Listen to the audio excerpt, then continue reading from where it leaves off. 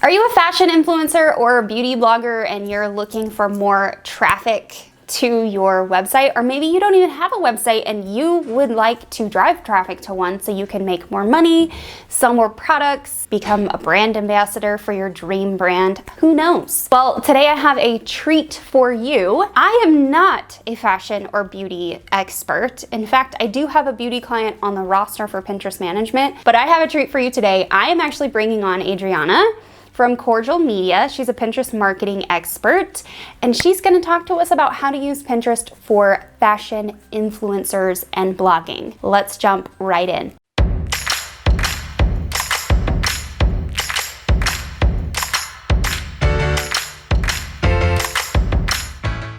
Hey, Adrianna, how are you today? Hey Heather, I'm doing well. How are you doing? I'm so good. I'm so glad to have you here to talk about this topic because I am not an expert on this. In fact, I'm wearing a top with some yoga pants that are ripped. So maybe we can teach some people a thing or two and they can help me out. Yes, well, I'm really looking forward to talking about how to use Pinterest for your fashion blog to help educate other people on fashion and fashion tips, as well as lifestyle and beauty.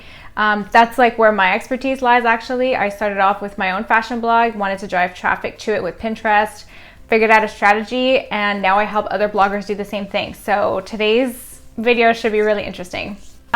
Yay, I'm so happy. You are much like I was. I was a mom blogger and I got really good results with the traffic that I was driving to my own site. So I decided to offer it as a service because I needed a quicker way to make money. So it sounds like a very similar jumpstart story. So that's exciting. Really quick, if you're new here, I'm Heather Farris. I run a Pinterest agency called Heather Farris & Co. I know it's so original. We help some e-com, although I'm not in love with that industry anymore, and content creators to get more traffic to their websites, to their shops with Pinterest marketing. That's why I have Adrianna on today, because I'm not an expert when it comes to fashion. I can barely dress myself, like I said earlier. So we are going to kick this off. I want Adrianna to answer this like burning question. Why is Pinterest even important for fashion blogs? So there are so many reasons why a fashion blogger can utilize Pinterest or should be utilizing Pinterest. It's a search engine. Pinterest is a search engine. And so it's designed, or it used to be really designed for driving that traffic to your website. It's merging into becoming more of a social media search engine, but because fashion is one of the biggest niches on Pinterest, it will always be a great hub for people to go back to and for you as a fashion blogger to utilize in order to drive those site visits and to get some money out of your traffic. Most of you watching, if you clicked on this because it has like a title of beauty or fashion influencers, you probably just rely on Instagram, and you maybe just be interested in like creating a fashion blog and what that might look like. So if you were to create a fashion blog today, let's say I created a fashion blog, Adrianna, what are 2 tips that you would give me to optimize my fashion blog for, let's say, Pinterest users? Because that's the topic we're talking about. Yeah, so as a brand new fashion blogger, I could understand where you would want to gravitate towards Instagram because that's where a lot of fashion bloggers are known to grow. However, maybe reframing your growth process to optimizing your website for Pinterest might be more beneficial and might accelerate your growth significantly when it comes to implementing a proper Pinterest strategy. So before really implementing that proper Pinterest strategy to drive that traffic to your site, you need to make sure that your site is optimized so people can stay on your site once they land on there. You also need to consider, okay, what is the action that I want my visitors to take on my website? So if you optimize your website with your action in mind, it will help you not only make more money, but also grow your brand long term. So a lot of people just rely on that Instagram, the engagement on that platform. But as the social media channels are growing and becoming harder to grow on, it just makes sense for us to diversify and own the traffic source that we are sending people to. So one hot tip I'm going to give you that's not really Pinterest related is that link in bio that you're using third party from other people. Put that sucker on your own blog and capture that traffic for yourself so you can incorporate that really easily. You can see an example if you go to heatherfarris.com/Instagram. That is one way that I have really driven up my own page views in the last year by driving that traffic from Instagram, you're already using this platform, integrating it into your blog. Once they land on that page, even from Instagram, they will realize that you have this whole domain that you own full of content, a body of work, as our friend Gianna likes to say, and they will discover not only that you have this here, but then they will find the other places that you are living on as well. So there's just so much goodness in having your own website, owning that traffic. It's yours, it's no one else's. Those were really, really good tips for optimizing your website, by the way. I don't even think I've covered those on my own YouTube channel yet. So thank you. We're thinking about Pinterest now. We have our blog in place. We are starting to create fashion blog content. Now we want to create a Pinterest profile. What does it mean to have an optimized profile?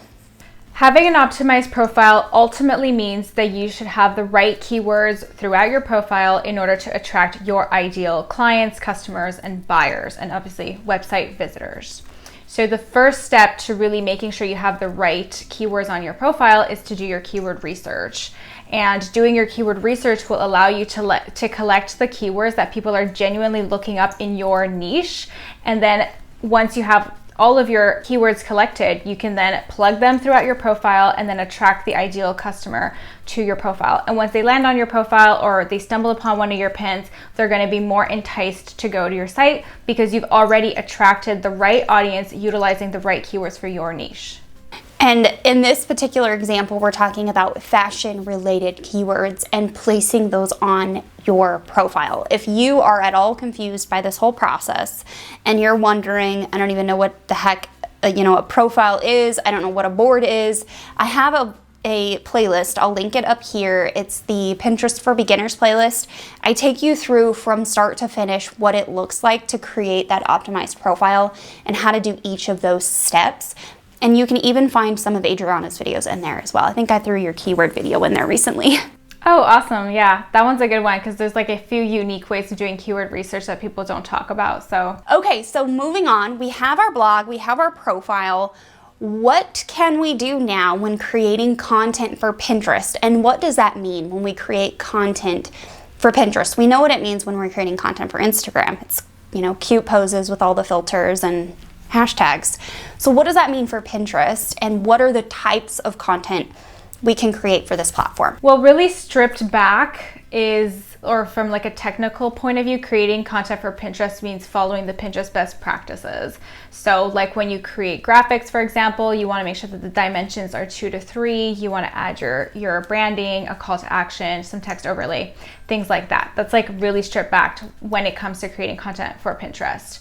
When we're talking about a fashion blog in particular, or maybe you're a beauty or lifestyle blogger, you want to diversify the type of content that you're publishing on this platform, because the more features that you use that Pinterest provides us, the better it is for your overall Pinterest strategy. Usually, if one piece of content will attract more attention than another, then that piece of content will help leverage the rest of your content too. So everything works really well together. Now, the different types of pieces of content that you can create as a lifestyle or fashion blogger or beauty blogger would include everything from different idea pins to video pins showing really awesome tutorials, creating just standard, beautiful, inspirational images, and then of course creating different types of graphics. Collages actually do very well as well on Pinterest. A lot of my clients utilize collages to drive some traffic to their affiliate link programs such as Like to Know It. And so making sure that you're really combining all those different types of pieces of content will help your strategy overall and will help you not only get site visits, but also clicks and sales from your website. And you just explained it so simply that it's even a complete beginner, I think, understands that when you go to create on Pinterest and you click that create button, you have 3 options: create pin, create idea pin, or create ad. Within that, you can also create the videos that Adrianna was talking about. So that's not necessarily an option in the drop down, but you can incorporate your videos throughout all 3 of those options in the create tab on Pinterest. So just keep that in mind, and always just start somewhere. You don't need to start by creating all of those pieces of content or all of those types of content. You can literally just start with one, and maybe that's a static image, a collage, like what Adrianna was saying, and then you can build on. 100%. Even so, I'm a fan of repurposing too. you can easily repurpose, Instagram reels or TikTok videos. You can repurpose the images that you use for your blog posts to link to your blog post on Pinterest. And so just making sure that you're following the Pinterest best practices will work in your favor, even if you're repurposing content. The only thing that maybe you might want to avoid is utilizing any type of watermark from another social media platform. Oh, that's so good. And there are apps out there, you can Google them, about how to remove the watermarks. We are not experts in that field, so you'll have to Google it or YouTube it. So the last thing that I want to ask you, Adrianna, is how can fashion bloggers and beauty bloggers capitalize on trends on Pinterest? So there's this whole world of Pinterest trends. It's actually a tool just like Google Trends for this specific platform. They are very trend oriented. We know that pinners are planners. They often are planning events 30 to 90 days, even longer, sometimes in advance. So how can a fashion influencer or beauty influencer / blogger really capitalize on this whole trends aspect? This is a great question. So personally, what I do for my clients is on the first of every month, when I send them their monthly report, I also send them a list of the trending searches for the month ahead. And so like that, they're able to look at the trends, look at what's going to pick up steam in the algorithm if it hasn't already, and actually plan their blog post topics for the month with the trends. Now, of course, you might think, oh, isn't Pinterest like an evergreen platform? Like, doesn't evergreen content perform better on Pinterest than trending topics? And although that is true to an extent, Pinterest gives you that trends tool to capitalize on short-term amounts of traffic nonetheless. Paired with that is seasonality too. So just because something is trending doesn't mean it can't be an evergreen trend. For example, something like fall outfit ideas, that's gonna be recurring every single year during the fall. And so even though you might be preparing for this fall, it doesn't mean that that piece of content won't pick up traction in the algorithm again a year from that fall, right? So combining the research of the trends with your content calendar can give you an optimal strategy in order to boost your traffic and boost your monthly views on Pinterest as well. And they're really great for using, the trends are really also great for using as ideas for your idea pins. Because idea pins are more short-lived, it might be worth your while to create some content regarding something that's actually trending on the platform at the moment. And we've learned as of recently, so if you watched any other content around idea pins, formerly known as story pins, they are leading to profile visits, even though you can't link on them, and that's for another video. You can't place a link behind an idea pin. They are leading to follower growth, engagement, and overall profile growth. So keep that in mind when you're creating that trend-based idea pin, because something could blow up and you could end up like one of our friends and gain like 30,000 followers. So it's real. Well, this was all so informative, and I don't want to overwhelm anyone if they're just getting started in this journey with pairing a fashion or beauty blog with Pinterest marketing. So thank you so much, Adrianna, for coming on the channel. I really appreciate your expertise. Well, thank you so much, Heather, for having me. I had such a nice time helping you guys with fashion and fashion blogging with Pinterest. Hopefully we'll get to do this soon again. I know that we're gonna have a video on my channel all about Pinterest campaigns, so keep an eye out for that as well. Absolutely, and I was just gonna mention that. So this is 2 parts.